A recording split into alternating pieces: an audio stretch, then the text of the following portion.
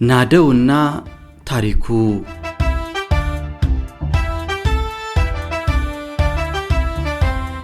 ጥብቅ ማሳሰቢያ ሸክላን ለምትሰሩ ከዚህ መቃብር ላይ አፈር አትዝገኑ። ሲነድ ሲቃጠል ሲጨስ በመኖሩ ሲቃጠል ለሚኖር ለጀበና መስሪያ አይሆንም አፈሩ። ግጥሙ በኑረዲን ኢሳ የተጻፈ ነው። ናደውና ታሪኩ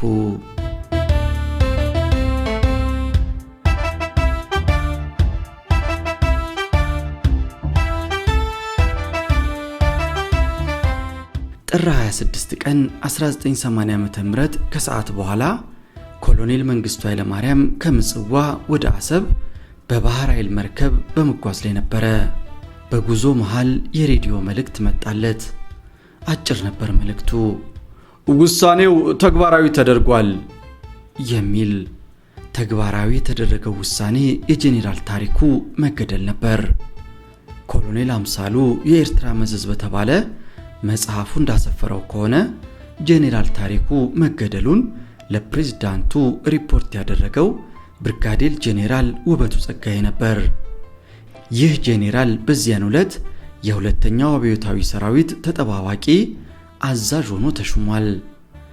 አዲስ የተሾመበትን ስራውን የጀመረው ጄኔራል ታሪኩን በመግደል ነበር።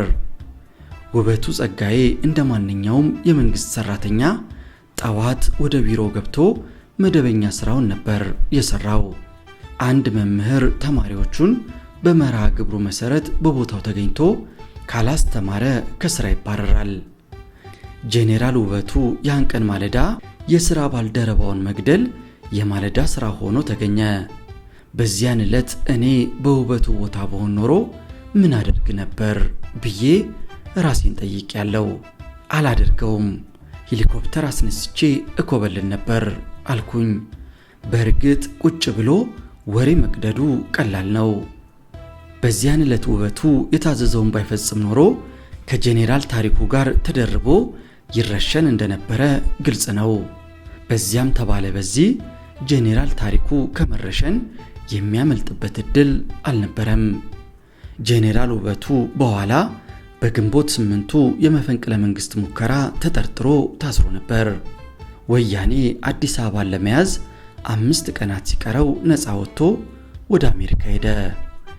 የታሪኩን አገዳደል በተመለከተ ኮሎኔል አምሳሉ በመጽሐፉ በጨረፍታ ነካክቶታል። ከአስመራ ወጣ ብላ በምትገኘው አዲ ጓደድ ከተባለች ቀበሌ ወታደሮች እንዲሰበሰቡ ተደረገ። ለወታደሮቹ የተነገራቸው ጓድ መንግስቱ ያነጋግራቸዋል የሚል ነበር። ከስብሰባው ቦታ ሲደርሱ ግን በቆራጡ መሪ ፈንታ ቆራጥ ያልሆኑ 2 ጄኔራሎች እጆቻቸው የኋሊት ታስሮ ቀረቡ። ሁለተኛው ጄኔራል አልተረሸነም። ከበደ ጋሼ ይባል ነበር። ማዕረጉ ተቆርጦ ብቻ ተባረረ። በዚያ የግድያና የማባረር ስነ ስርዓት ላይ ኮሎኔል አስራት የተባለ መኮንን ወረቀት አወጣና የጄኔራሎቹን ኃጢአት አነበበ። ስለ ጄኔራል ታሪኩ የገለጸው እንዲህ የሚል ነበር። የበላይ መመሪያ አይቀበልም፣ የክበብ ገንዘብ ለግል ጥቅሙ አውሏል፣ ከሻዕቢያና ከወያኔ ጋር ልዩ ግንኙነት ፈጥሯል ይላል። ከዚያም የሩምታ ተኩስ ተሰማ።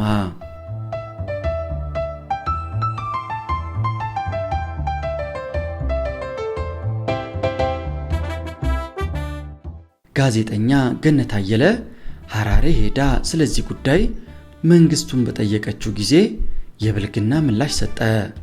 እንዴት እንዲገደል ነበር የተፈለገው? በጦር ሜዳ ላይ ጥፋት ያጠፋ ሰው የሚሞተው በጥይት እንጂ በገመድ አይሰቀል። ሰራዊቱ ፊት ተረሸነ የሚባለው ትምህርት እንዲሆን ተብሎ ነው። አንዳንድ ደካማ ሰው በግፍ እንደተረሸኑ አድርጎ ያወራል። የሰው ዝቃጭ ሞተ ተብሎ ይታዘናል። መንግስቱ እንዲህ ያለ ንግግር መናገሩ አይደንቀንም። ቃላቶቹ እንደ ጠባዩ ስድ ናቸው። መንግስቱ ወደ ስልጣን ከመምጣቱ በፊት በቡና ቤት አምባጓሮዎች እንደሚታወቅ የሚያውቁት ጽፈዋል። ባንኮኒ ላይ አጠገቡ ካለ ሰው ጋር ሰበብ ፈጥሮ የመደባደብ ልማድ እንደነበረው ይገልጻሉ። በአንጻሩ ጄኔራል ታሪኩ የቤተሰብ ሰው ነበር። ሁለቱ መኮንኖች በእውቀታቸውም ሆነ በጠባያቸው ወዲህና ወዲያ ነበሩ። በሙያቸው መንግስቱ ግምጃ ቤት አካባቢ ይሰራ የነበረ ሲሆን ታሪኩ ከእግረኛው ሰራዊት ጋር ዘመቻ መኮንን ነበር። ብርጋዴር ጄኔራል ታሪኩ ሲገደል የናደው እዝ አዛዥ ነበረ። የጄኔራሉ መገደል ወሬ እንደተሰማ ድምፄ ሐፋሽ ተብሎ የሚታወቀው የሻዕቢያ ሬዲዮ ደርግ ቀኝ እጁን በግራ እጁ ቀርጥፎ ጣለው የሚል ዜና ማወጁ ይነገራል።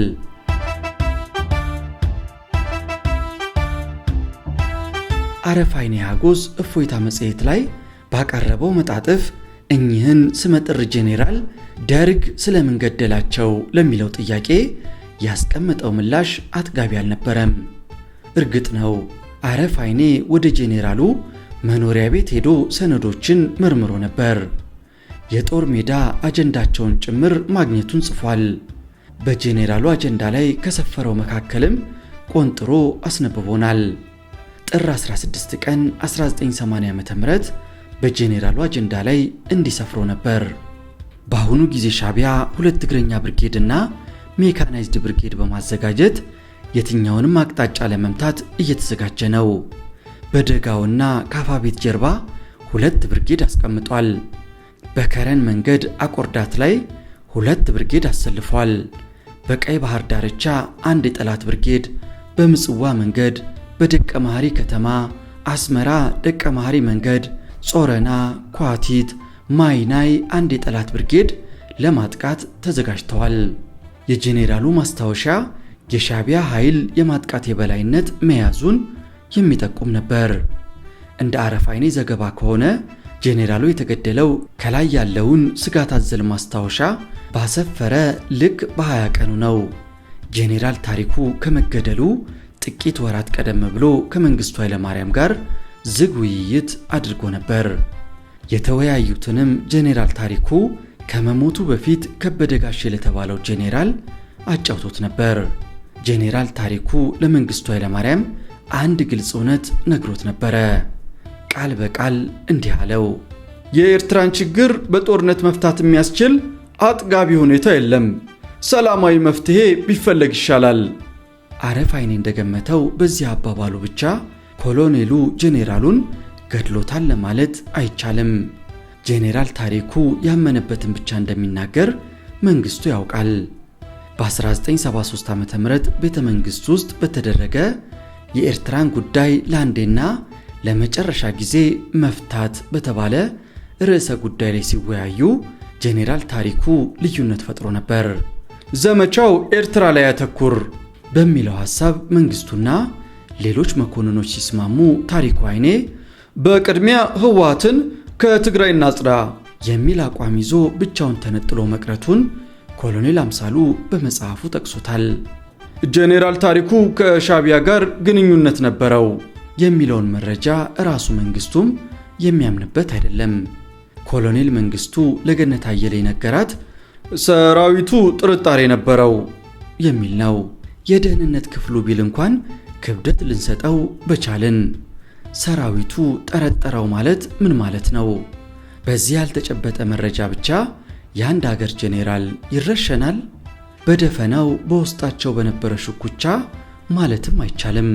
እርግጥ ነው የደርግ አለቆች በጦርነቱ ወቅት ሽንፈት በገጠማቸው ቁጥር አንዱን መኮንን በክህደት ወንጅለው በመረሸን ሰራዊቱን ለማረጋጋት ይሞክሩ ነበር። ለአብነት የቀይ ኮከብ ዘመቻን ሽንፈት ምክንያት ውብሸት ማሞ የተባለ ኮሎኔል ጫንቃ ላይ ጭነው ረሽነውታል። የሽንፈቱ መንስኤ ውብሸት እንዳልሆነ ግን ልቦናቸው ያውቆ ነበር። እንዲህ ያለ ማምለጫ ቀዳዳ መፈለግ የተለመደ ነው። በእርግጥ የኤርትራ የጦር አዛዦች የጄኔራል ታሪኩን ግድያ ከዚህ አንጻር እንደሚያዩት ከአንዳንድ ቃለ መጠይቆቻቸው ተረድቻለሁ። አጥጋቢ ሆኖ ግን አልተሰማኝም።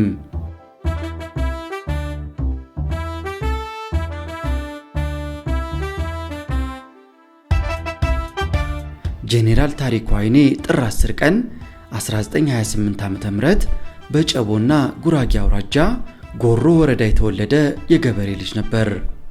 በ1949 ዓ.ም ከገነት መኮንኖች ትምህርት ቤት በምክትል መቶ አለቅነት ተመርቋል። በ52 ዓመት ዕድሜው የተረሸነው ጄኔራሉ የአራት ልጆች አባት ነበር። ይህ ስመጥር ጄኔራል ስለተገደለበት ምክንያት መጽሐፍት ብዙ ብለዋል። ሆኖም ሲባሉ ከኖሩት በተለየ መንግስቱ ኃይለማርያም ያልተናገረው አንድ ግላዊ ምክንያት መኖሩ ይሰማኝ ነበር። ገነት አየለ መንግስቱ ኃይለማርያምን ቃለ መጠይቅ አድርጋ ያሳተመችው መጽሐፍ ላይ የጄኔራል ታሪኩ አይኔ ጉዳይ የ8 ገጾች ሽፋን አግኝቶ ነበር።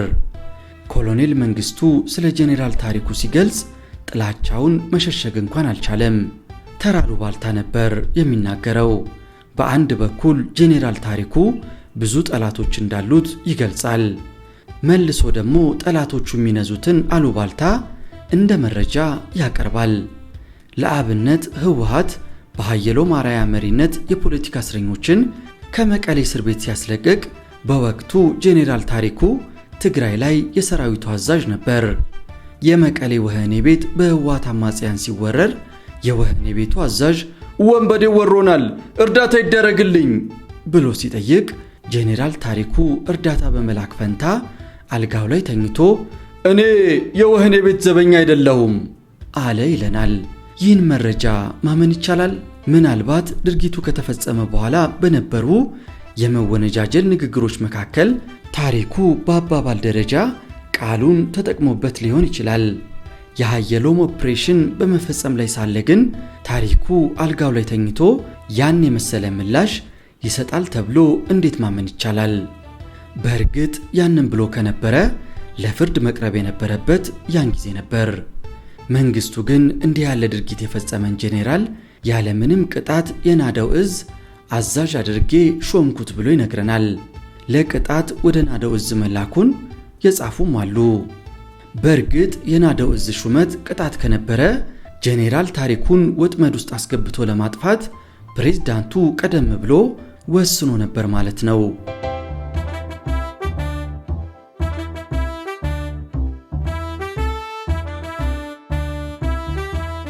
መንግስቱ ከደርዘን ገጾቹ ንግግር መካከል ጄኔራል ታሪኩን ለመግደል ያበቃውን ምክንያት ማቅረብ አልቻለም። ለአብነት ታሪኩን የነጋዴነት ዝንባሬ ነበረው በማለት ያጣጥለዋል። ይህንንም ከጉራጌነቱ ጋር እንድናያይዝለት ፈለገ። አስረጂ ሲያቀርብ ታሪኩን ልክ እንደ አንድ ሱቅ በደረቴ 30 ሳንቲም የሚሸጠውን ለስላሳ መጠጥ ለሰራዊቱ በአንድ ብር እየሸጠ ከአንድ ለስላሳ 70 ሳንቲም አትርፎ ወደ ኪሱ ይከት ነበር ይለናል። መንግስቱ ይህን የመሰሉ አሉባልታዎችን በሰፊው ዘርዝሮ ሲያበቃ ጄኔራል ታሪኩ ከሻቢያ ጋር ስላደረገው ሚስጥራዊ ግንኙነት በጨረፍታ ብቻ ነካክቶ አለፈ። አሉባልታውን ትቶ የጄኔራል ታሪኩንና የሻቢያን ግንኙነት ቢያብራራልን በተሻለ ነበር። በጥቂት ቃላት እንዲህ ሲል ነበር የገለጸው። ታሪኩ ደህንነቱንና የፖለቲካ ድርጅቱን በማፈራረስ የሰራዊቱን ሞራል በማንኮታኮት ከጠላት ጋር በሚያደርገው ስውር ግንኙነት ብዙ ጥፋት አደረሰ። አያይዞም ሰራዊቱ ይሄ ሰውዬ ከጠላት ጋር ግንኙነት ሊኖረው ይችላል የሚል ጥርጣሬ አሳድሯል ይላል። የግድያውን ፍትሐዊነት ለማሳመን ታሪኩ በመረሸኑ ሰራዊቱ ደስታውን ገልጿል ይለናል። የግድያውን ውሳኔ ከራሱ ለማላቀቅ ደግሞ ተስፋዬ ወልደ ሥላሴ፣ መስፍን ገብረ ቃልና ስዩም መኮንን ታሪኩ መመታት አለበት ብለውኛል ይላል። በእርግጥ ኮሎኔል መንግስቱ በግላጭ የፈጸመውን ወንጀል እንደሚክድና ሌሎች ላይ እንደሚለጥፍ በተደጋጋሚ ታይቷል። ለአብነት የበዓሉ ግርማን መገደል ለተስፋዬ ወልደ ሥላሴ ሸልሞታል። የ60ዎቹን የአፄ ኃይለ ሥላሴ ሹማምንት መረሸን ደግሞ ወደ ፕሮፌሰር መስፍን ወልደ ማርያምና ወደ ዶክተር በረከት ሀብተስላሴ ገፍቶታል። የአጥናፉ አባተን ግድያ የሚያስጠጋበት ቢያጣ አብዮቱ በላው ብሎ ኮመከ። መቼም አገር ሲመራ የቆየ ሰው እንዲህ እንደ ዥዋዥዌ ሲወዛወዝ መስማትና ማየቱ የሚያሳቅቅ ነው።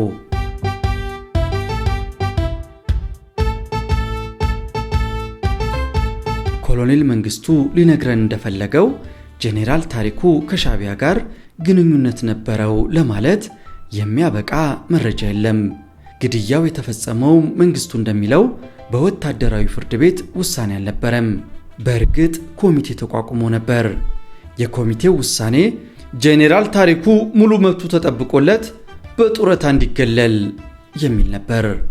መንግስቱ የኮሚቴውን ውሳኔ በመተው የራሱን እርምጃ ወሰደ። መረጃዎች እንደሚጠቁሙት ጄኔራል ታሪኩ ላይ የተለጠፈበትን የካሃዲነት ክስ የተቀበለና ያመነ የሰራዊት አባል አልነበረም። የጄኔራል ታሪኩን ስብዕና ስንመዝነውም መንግስቱ ስሙን ሊያጠፋው እንደፈለገው አልነበረም።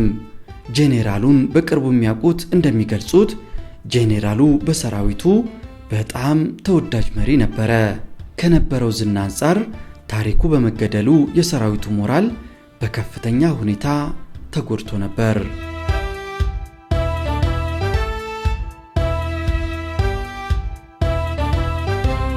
ጄኔራል ታሪኩ ከአስመራ ወጣ ብሎ በሚገኝ አዲ ጓደድ ከተባለ ቦታ ከተረሸነ በኋላ ሻዕቢያ ናደው ዕዝ ላይ መብረቁን አወረደበት። ከ40 በላይ ታንኮችና ከ60 በላይ መድፎችን የታጠቀው በተሻለ ሁኔታ የሰለጠነው የናደው ዕዝ ሰራዊት በ3 ቀናት ውጊያ ሙሉ በሙሉ ተናደ። በጄኔራል ታሪኩ እግር የተተካው ኮሎኔል ጌታነህ ኃይሌ የሚወርድበትን ቅንቡላ እሳት ተቋቁሞ ሰራዊቱን አስተባብሮ መምራት አልቻለም። ታንኮቹና መድፎቹ ተማረኩ። አዲሸሩም ሸለቆ ውስጥ የነበሩ ከባድ መሳሪያዎችን ደርግ ራሱ አጋያቸው። ካናዳዊው ፒተር ውርዚንግተን የናደው አወዳደቅን አስመልክቶ እንዳስነበበው በሁለተኛው የዓለም ጦርነት የብሪቲሽ 8ኛ ክፍለ ጦር በናዚው ፊልድ ማርሻል ሮሜል የሚመራውን ባታሊዮን ኤል አሜል ላይ ከደመሰሰው ወዲህ የአፋቤት ውጊያ በአፍሪካ ውስጥ የተካሄደ ትልቁ ጦርነት ነው ብሎታል።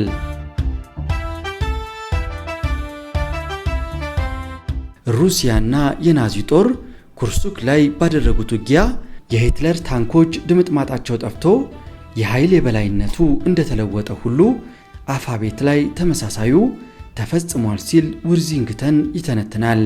ይህ ተንታኝ እንደጻፈው በእርግጥም ናዚ ጀርመን ካልአሜን ጦርነት በኋላ የአፍሪካ ይዞታው አክትሞለታል። ደርግም በተመሳሳይ በአፋቤት ውጊያ የሰለጠነና እስከ አፍንጫው የታጠቀ ናደው የተባለ ዕዙን ሙሉ በሙሉ ለሻዕቢያ አስረክቧል። ፕሮፌሰር ገብሩ ታረቀ በመጽሐፉ እንደገለጸው ከጄኔራል ታሪኩ መገደል በኋላ በተደረገው የአፋቤት ጦርነት 18000 ሙትና ቁስለኛ ተመዝግቧል። ናደው ዕዝ ላይ በጥቅሉ የነበረው የሰራዊት ብዛት 22000 ነበር። ናደው ዕዝ በሶቪየት ወታደራዊ ጠበብት የሚታገዝ ጓድ መንግስቱ የሚመካበት የታጠቀና የሰለጠነ ዘመናዊ ጦር ነበር። በውጊያው 3 የሶቪየት ወታደራዊ አማካሪዎች ሲማረኩ አንድ ሩሲያዊ መኮንን ሞቶ ተገኝቷል።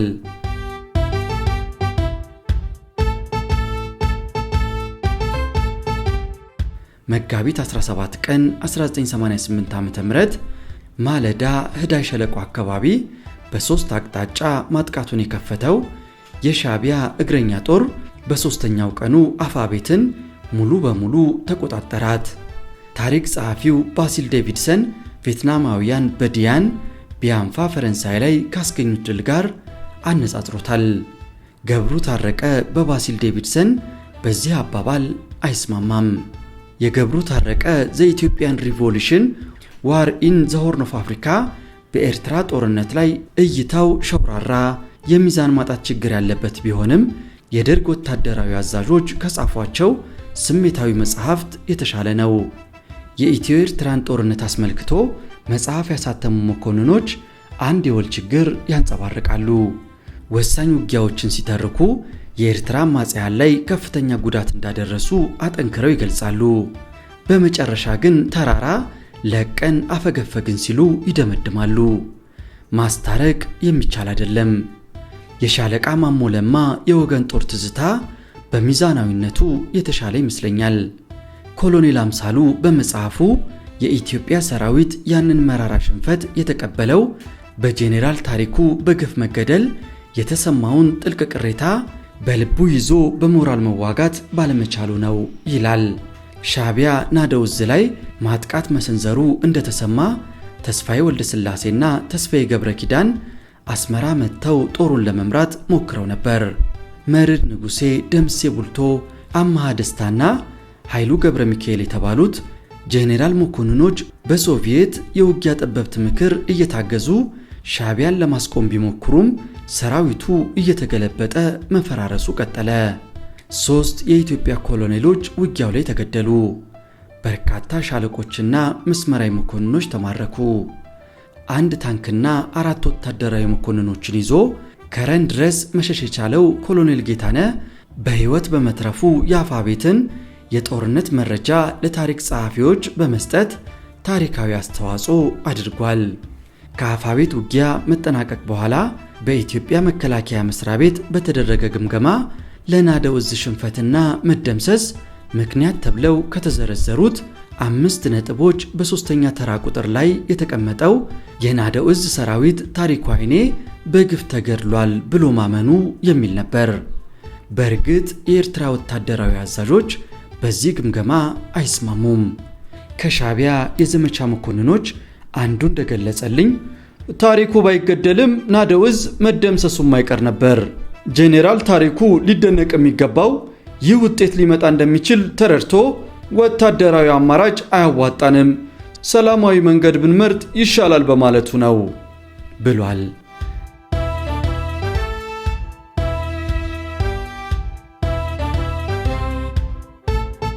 ጄኔራል ታሪኩ አይኔ በወቅቱ ከነበሩ ወታደራዊ መሪዎች የተሻሉ ከሚባሉት መካከል እንደነበረ ጠቁመውኛል። ከወታደራዊ ሳይንስ ዕውቀቱና ብቃቱ ባሻገር ጄኔራል ታሪኩ በሚመራው ሰራዊት ተወዳጅ መሆኑ የተለየ አድርገው ነበር ይላሉ። በእርግጥ በጦርነት ወቅት አንድ ጄኔራል ቀርቶ አንድ ወታደርም ቢሆን ልዩነት ማስከተል ይችላል። ዞሮ ዞሮ ግን የጦርነት ውጤት የብዙ ግብአቶች ጥርቅም እንደመሆኑ አንድ ምክንያት ብቻ መስጠት ልክ አይሆንም።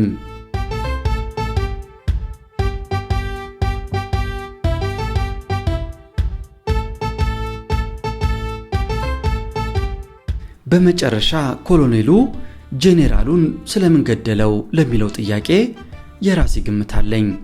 ስለ ጄኔራል ታሪኩ የተጻፉትን ሰነዶች ሰብስቤ ሳነብ ትኩረቴን የሳበ መረጃ አግኝቻለሁ።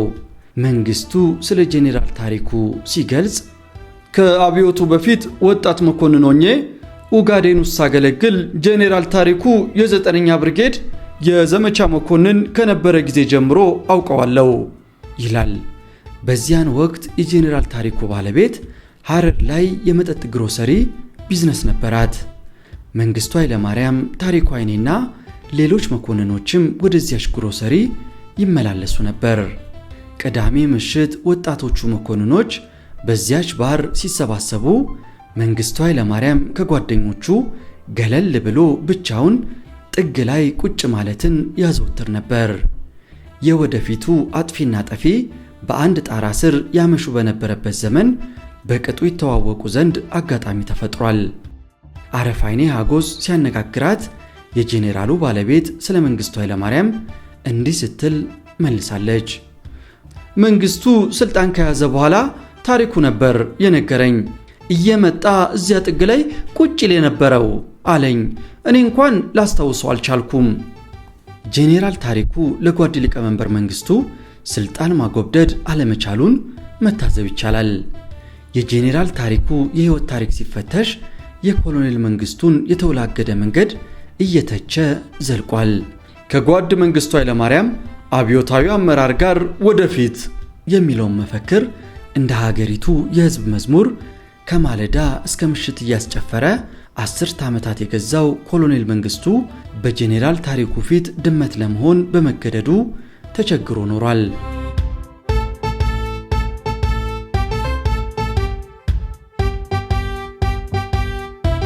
በጥቅሉ ጄኔራል ታሪኩ በኤርትራ ጦርነት ጉዳይ የሰጠው አስተያየት ለሞት የሚያበቃው አልነበረም። ስለ ኤርትራ ጦርነት ጄኔራሉ የሰጠው አስተያየት በፖለቲካና በወታደራዊ ሙያ ብቁ እንደነበረ ነው የሚጠቁመን። በእርግጥ ታሪኩ የሰጠው አስተያየት ለመንግስቱ ያስተላለፈለት መልእክት ይኖር ይሆናል፣ አገሪቱን መምራት እንዳልቻለ አይነት። የጄኔራል ታሪኩ አስተያየት የመንግስቱን ከኡጋዴን ጀምሮ የተቀበረ ቁስል ቆስቁሶበትም ይሆናል፣ ንቀት አይነት። እናም የኤርትራን ጦርነት በተመለከተ ከጄኔራል ታሪኩ የተሰነዘረው አስተያየት የመጨረሻ ስንጥር ሆኖ የአህያውን ወገብ ሰብሮት ይሆናል። ሰዎች በተፈጥሮ የሚንቃቸውን ሰው ገድለውት እንኳን እርካታ አያገኙም። እርግጥ ነው በዚህች ዓለም ላይ ንቀትን በጸጋ የመቀበል ችሎታ ያለው ሰው ሊኖር አይችልም። የሰው ልጅ የሚኖረው ለክብር ነው። ክብር ከሌለው ሕይወት የለም። በመሆኑም ኮሎኔል መንግስቱ ታሪኩ አይኔ የተባለውን የወጣትነት ጊዜ የሥራ ባልደረባውን በጥይት አስደብድቦ ለምን እንደገደለ በግልጽ መናገር ሳይቻለው ቀረ ይለናል የስደተኛው ማስታወሻ በሚለው መጽሐፍ ላይ ተስፋዬ ገብረአብ።